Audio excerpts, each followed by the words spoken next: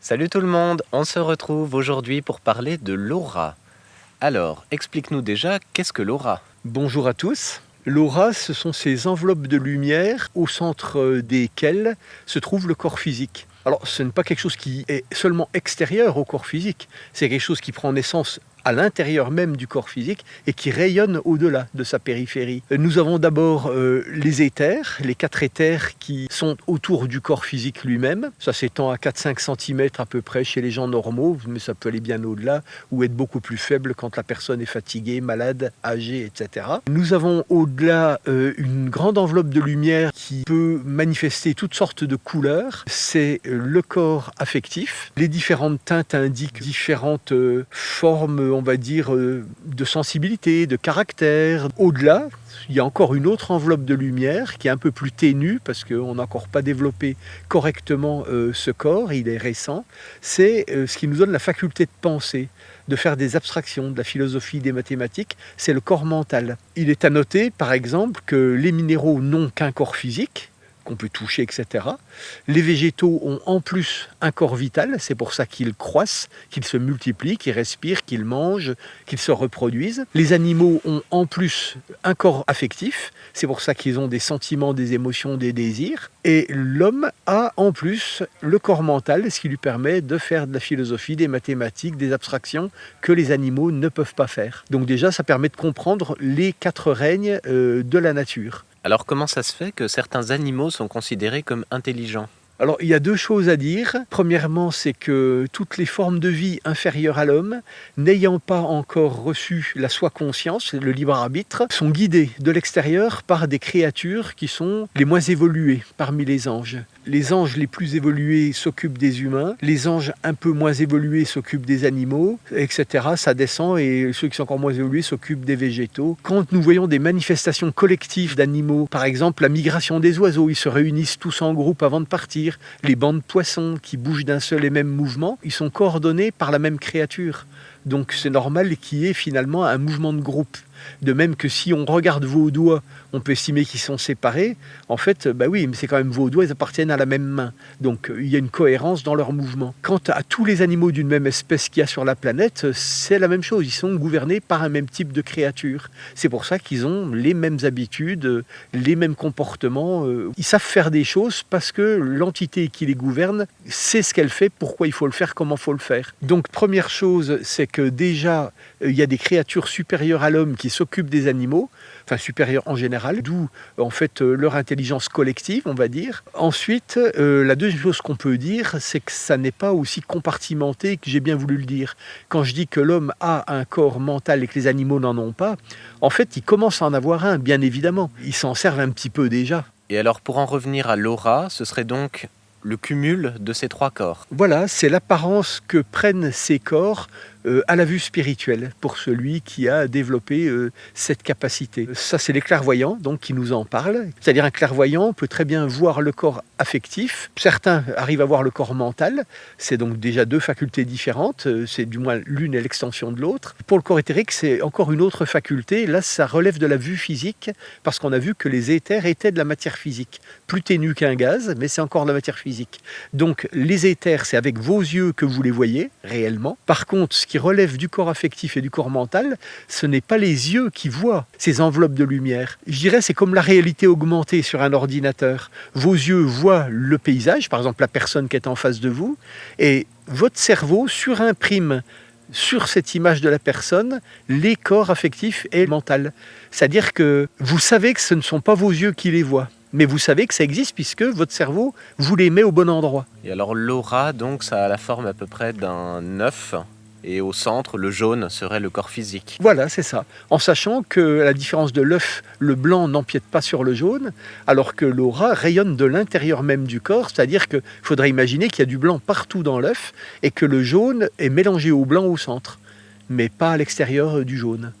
L'aura peut varier en couleur. Est-ce qu'elle peut varier aussi sur d'autres paramètres? Oui, en intensité, en luminosité, en pureté, d'où l'importance de la qualité de vie. parce que si vous vous appliquez à vivre bien, des pensées proches de la vérité, des sentiments proches de l'amour, vous serez bien sûr peuplé, visité par les anges, donc vous aurez une aura resplendissante, et plus elle sera resplendissante, plus elle sera perçue de loin par les entités célestes, donc d'autres créatures encore plus évoluées pourront venir attirées par votre lumière pour vous aider, vous guider, etc. Inversement, si vous avez une mauvaise hygiène de vie, une qualité de vie déplorable, que vous êtes dans l'égoïsme au niveau affectif, la ruse, le mensonge, l'erreur, le calcul au niveau mental, vous allez attirer les démons, puisque déjà ils sont en vous si vous avez déjà ce type de pensée, parce que rappelez-vous que nos pensées sont des créatures vivantes. Donc à partir du moment où vous hébergez des créatures comme cela, non seulement elles prélèvent votre vitalité, ce qui fait que vous vivrez moins vieux et vous tomberez malade,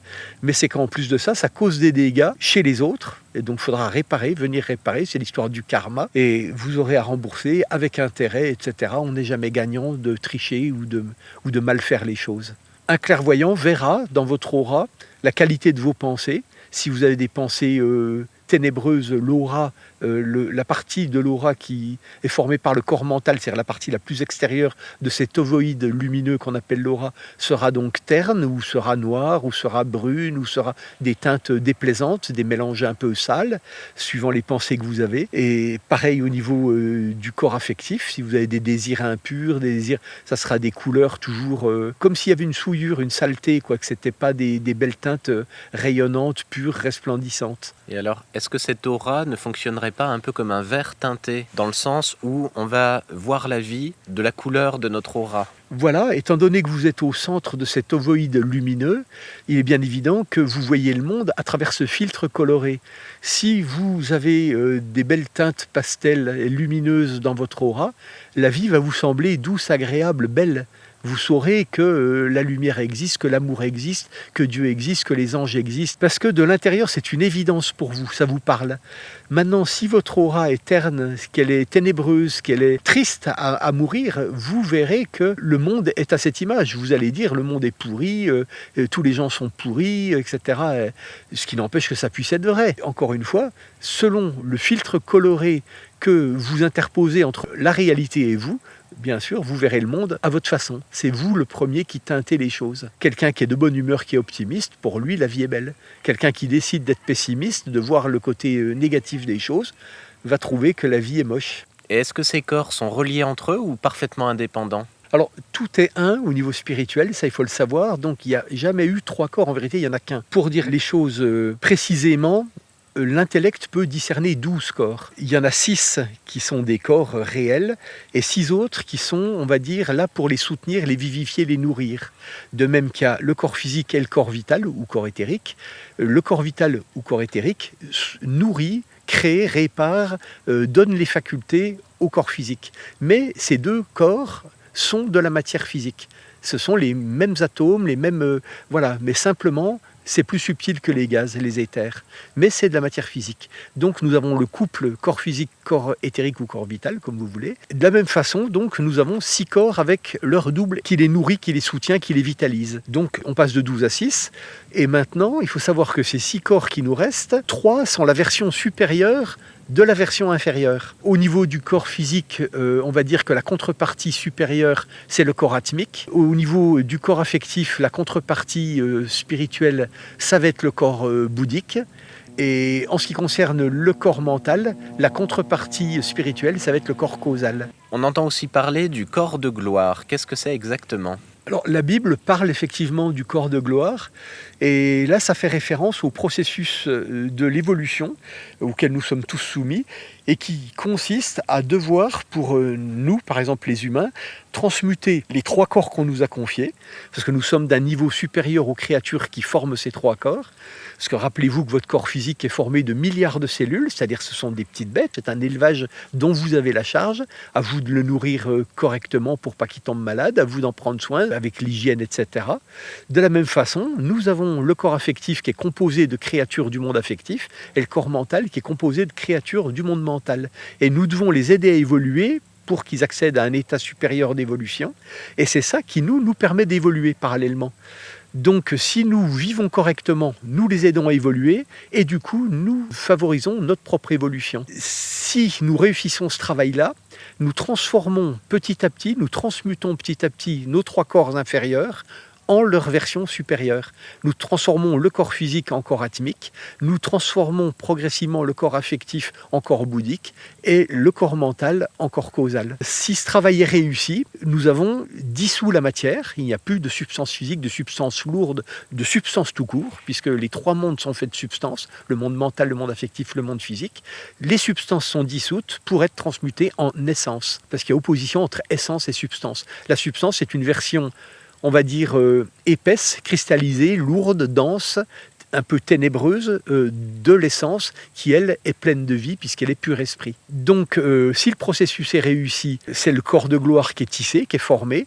Et c'est pour ça que quand Christ ressuscite le 3e jour, ça n'est évidemment pas avec un corps physique, à tel point que quand les disciples le croisent sur le chemin, ils ne le reconnaissent même pas, parce qu'il n'a pas la même allure. Donc c'est pour dire que c'est bien lui, mais dans des véhicules de lumière. Ça n'est plus du tout de la substance.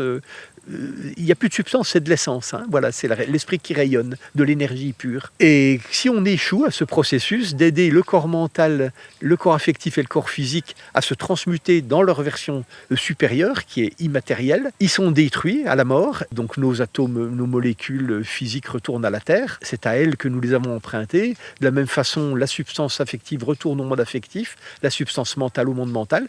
Elle a été un peu transmutée par le fait qu'on l'a utilisée, donc elle sera plus facilement utilisable par d'autres personnes après, et petit à petit on fait quand même progresser la machine, à moins que petit à petit on ne se dégrade trop et qu'on corrompe un peu ces mondes en rendant une substance qui est plus polluée que celle qu'on a prise à notre naissance. Et d'ailleurs c'est ce phénomène-là qui s'est produit et qui a nécessité la venue du Christ pour purifier l'aura de la terre que nous avons souillé petit à petit à force de malhonnêteté, de mensonges, de vol, viol, méchanceté. C'est pourquoi Christ est venu en disant « Je suis venu prendre sur moi le péché du monde, pas le vôtre ni le mien, celui du monde de la terre. » Il est venu nettoyer celui de la terre. Du coup, par ricochet, ça purifie les nôtres, puisque quand un bébé vient au monde, il prend une matière qui a été purifiée par Christ et qui n'est plus déjà complètement corrompue, parce que là, il n'aura aucun moyen de s'en sortir, puisque déjà enfant, il serait corrompu dans ses pensées, dans ses sentiments et dans son corps physique. Merci à toi et à bientôt pour de nouvelles vidéos. Au revoir.